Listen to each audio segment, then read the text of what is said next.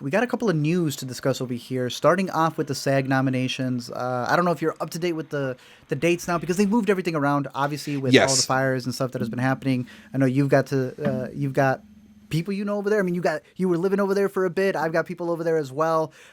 Insane stuff over there. Everyone's obviously aware of it. And with that, Hacks. What's her name came out and said, well, "Come on, guys, we can't be broadcasting these shows." Was that Hannah Einbender? No. It was Gene Smart? Gene Smart, the one who's getting the awards. I like how she was like, "I have to keep speaking in front of people." I like how her thing wasn't, "Let's just cancel them." No, she specifically said, "Let's not live stream them." She said, "Keep the party going, but can we not let the peasants tune in?" I don't know when they're going to have them now because part of it is broadcasting. Look at how much cooler we are than you guys, as we saw with the Globes and such. But these are smaller ones. The SAG Awards is a lot smaller. They really pat themselves on the back because it's just actors voting on actors. Same for DGA, and especially with some of the other ones like the Critics' Choice and stuff. Break it down wherever you want to take it.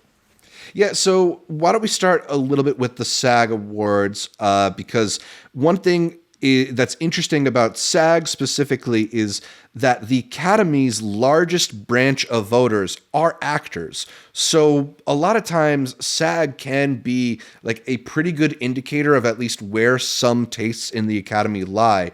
And that's where we should start out, because the big award that SAG gives out is its Outstanding Performance by a Cast in a Motion Picture, the Ensemble Award by other names. And the big absentee here is The Brutalist, one of the big players in award season. The movies that got nominated were A Complete Unknown, Honora, Conclave, Amelia Perez, and Wicked. And, you might say, like, what's the big deal about it not getting nominated here? Well, if you are into like the trends from Oscars, I believe, and somebody in the comments can come along and correct me, there's only 2 movies this century that did not get nominated for Best Ensemble ended up winning Best Picture. It's pretty they're pretty correlated, at least. Whoa. That the actors have to like your movie enough to vote for it to win Best Picture. Do you mean century as in the last 100 years or since 2000? Since 2000. Okay, so 25 years. I'm about to say that's the history of film. Yeah. However, those 2 movies that did it were in the last 5 years, I believe. Nomadland and what was the other one that did it? Coda, maybe it was Parasite. Maybe it was Everything Oppenheimer, Everywhere. definitely.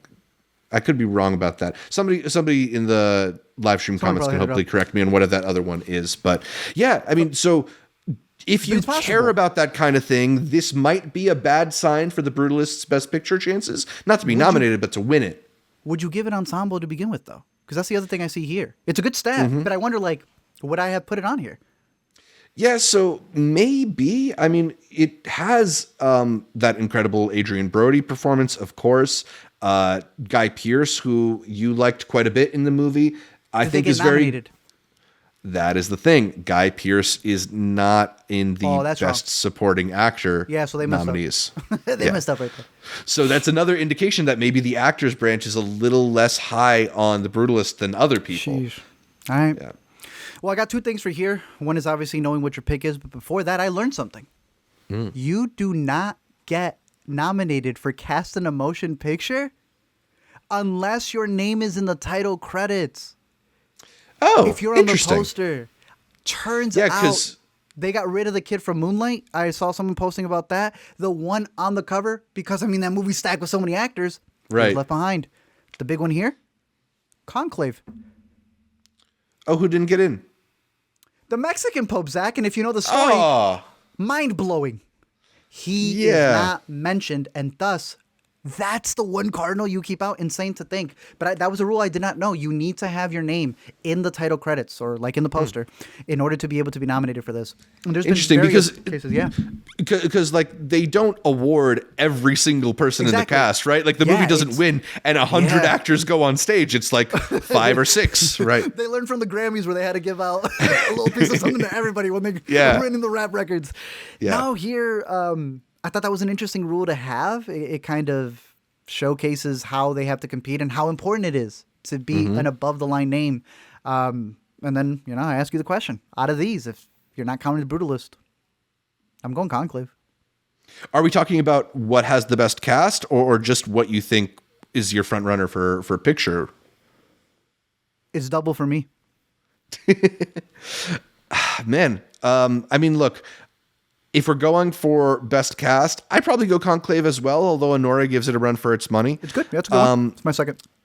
If we're going for which of these movies I think ultimately wins, do I have to say it? Because I don't want to. I think it's going to be Emilia Perez.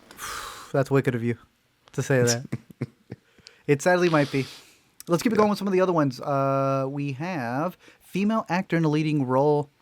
We were just discussing one of these. I think it rightfully belongs there. I think Demi and Mikey are locked in, but we were having a discussion before. You were the one who brought up how technically critics are the only ones giving it to Mikey. We have yet to see Mikey win an award, but those promos are talking about, she's won the most awards we've ever seen. I was like, we get this stat every year, and she's missing a lot of the ones that the previous record breakers had. Sorry to the Film Critics Association of Cleveland, Ohio, but like some of these awards count a little bit more. They're a couple hours away. Be careful. What do you got? From this group, it does feel a little bit like there is momentum building around Demi Moore, and she has a really good narrative going for her as well. I wonder if her narrative and Pamela Anderson's narrative are almost a little bit too similar, and they maybe is a little bit of cancellation there. Out? Fascinating. Okay. Yeah. I don't think Mikey Madison's out of it. She's not out of it. And the nom, I think we both feel very secure with it. Yeah. I do think it's leaning more to Demi. Yeah. It seems like they're not honoring Torres, who I think is the only one, outside of the campaigning, whose performance is really big. You have yours as well, coming from Hard Truths. Yeah, so I also could be wrong about this. I know this is the case for some Guild stuff, but I wonder because Marianne Jean-Baptiste is a British actress Not who's SAG. competing in a British film. Same thing for Fernanda Torres, who is a Brazilian actress in a Brazilian film. They might not be in SAG and maybe not eligible for this award. But I don't want to say that for sure, but it's a possibility. Does Cynthia have dual citizenship? She's SAG and BBC? Well, Wicked is an American production, at least. But is it not up? Because that's the other thing, too. I hear what you're saying, because the BAFTAs do that, right? If it's not like a British production. And then sometimes you're like, wait, how did this one get in, though, and not the other one? I don't know. It gets really confusing, but... Co-financing stuff. We know how things happen in the background. I'm locking in Demi right now, still? Yeah. After some wins? Yeah, I think Demi's probably where I would go at least as of January 13th. And a big thing is also, I think the Cynthia Erivo nomination needs to be a lock, because her not winning has already caused stir-ups. I cannot imagine not having a nomination, but I personally can name several other people above her, but I think she's getting the role. She would be one person I cut from my 5 personally, but big fan I think she gets in. I love how the Ariana-nators have just gone, we know she's not getting the nomination. We are getting mad on her behalf for Cynthia. Yeah. So strong fan base there. Male actor in a leading role. Very refreshing to see Coleman Domingo here, who I'm hoping gets it. And I like that this may mean he does secure it because it's his peers. I'm still locking in Adrian Brody, but we were hearing some stuff from the Intercut Patreon hangout. Some good words for Ray Fiennes. Daniel Craig, it's one of the only movies I'm missing. I didn't get to catch this one. It was out of theaters already. Yeah. I think Craig is probably the most vulnerable of all these actors in terms of their Oscar prospects. But I do think this is our lineup of 5. Really? You're not going for any Sebastian? I mean, I think if, The Apprentice dropped out, then maybe, but like as is, those are 2 excellent performances in The Apprentice and A Different Man. And I think if anything, they're probably stealing votes from each other that he really desperately needs. I'm locking it in for Adrian Brody. I would as well. And then we have, I believe, the supportings. Female actor in a supporting role. Monica Barbero, the more I think about her, you were right. She's very, very solid part of the movie. Yeah. Jamie Lee Curtis got a lot of surprise hate this morning. I hate to tell y'all, she's worthy of it. She's good in the movie. Danielle Deadweiler caught up on the piano lesson. Very pivotal role in there. She's been worthy of her nominations. Ariana Grande, for sure. And Zoe, obviously, because you and I both see her as a lead performance. We know it's going to be her. I think we know that that's a lock. I don't know if you had anything else to add there, because we have very similar sentiments for who would you pick supporting. Who would you pick from those 5? I personally might go Monica Barbaro. if we're doing true supporting, yes, but you have a support, like a leading, like length performance here. It's like not even fair. Yeah. It's going to be Zoe. But Monica's very good. Yeah. Monica's very good. And I think she makes the lead better. I think she makes Timothy better in that movie. That's the thing. They're great with each other. Male actor in a supporting role. I think we know what it is. I like seeing Jonathan Bailey here. I do like his performance a lot. He may I don't not know if I'd have him in my 5, but he's okay. I have him in top 10. That's why I'm surprised that they made him on here. Right. Euro was funny in the Golden Globes. Rewatching it, he really thought. He really thought. Good for him. And the boy earned it last movie in Compartment. Was it number 6? That number was 9? Good. Number 9. He was in a compartment, and he was also in his bag in that movie. Here, it's Kieran. Another movie that, as much as I love, I got to call it out. From calling it out for Emilia, I also do think he was lead. Went back on our Sundance breakdowns. We both see that as a 2-for role. It's his to take, which sucks because Jeremy Strong is the better actor in The Apprentice, and he's a supporting role. I have not seen a consistent role like his, just in the background. The makeup on him as they age him is crazy. Yeah, like if we were talking about best true supporting performance in this category, I'd probably go Jeremy Strong. I also think Edward Norton is great in Complete Unknown. I think he's an excellent actor, and he's excellent in that movie. Hit him with it. I mean, I'm not always ready to do my Pete Seeger on the drop of a dime, but I'll try to entertain you tonight, folks. But thank you, Academy. But I think that the best performance in this category is Kieran Culkin, so it's going to be hard to deny him, even if it is a lead performance. As we said earlier, to my Brutalist pick as well, I very much think you cannot put a list like this together without Memento. What's his name? Because he's so good in it. Guy Pearce, yeah. He's so good. Yeah. I got to add him in there. But yeah, Culkin for sure. And that is all the movie stuff. We've got the TV stuff out there as well, but I have not gone through the directors. Yeah, because there's some interesting nominations here. First of all, the 5 nominated directors are Jacques Audiard for Amélie Perez, not a surprise, Sean Baker for Honora, of course, Edward Berger for Conclave, Brady Corbett for Brutalist. I think we all expected that. And then James Mangold gets in for A Complete Unknown. I really like A Complete Unknown. That's kind of a surprise to me. Yeah, all I heard about these nominations was the snub. Yet again, not having Denny is a big fear that people have because he also wasn't nominated, right? That was the whole bit for 2021, the first one. Gets nominated with every technical thing except, the guy steering the ship. Brady. It's Brady. Yeah. I would be happy with this one going to Brady. I'd also be happy with Sean Baker, even if Honora isn't my favorite movie of his. After that big con win, right? Mm-hmm. But Brady's been given the best speeches, the way he's able to connect to what's happening on that day, and just to speak less about his win and more about the people out there. It's been a blast hearing him speak. Yeah, a lot of people talk about the Golden Globes as sort of like your audition for the Oscars, and he nailed the audition. If there was an audition, yeah, because it feels like he's just being him. And I saw him on whatever other award that Robert Pattinson gave to him. Great speech where he was talking about the fires and how he had lost his house to a fire. Yeah, that he knew the rebuilding stage, so that he was with them. I was like, damn, bro. It's like when someone tells you I'm here for you when you lose somebody. He's the guy who might show up. Shout out Brady.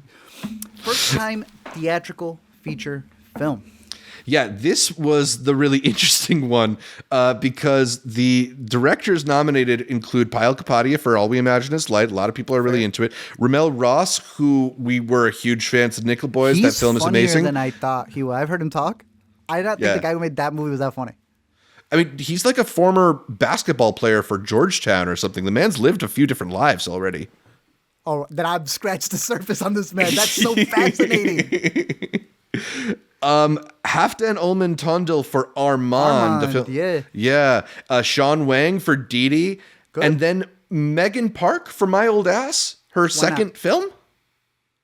I mean, I think you and I preferred her first film, but why not?